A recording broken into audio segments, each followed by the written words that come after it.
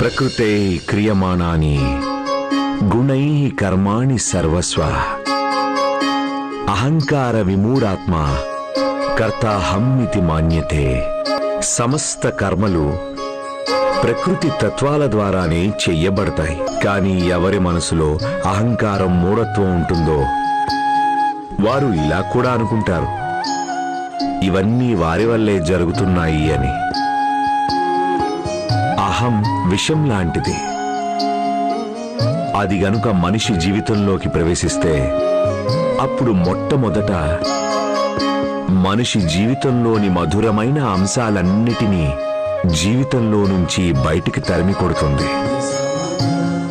మనిషిని ఒంటరిని చేసేస్తుంది.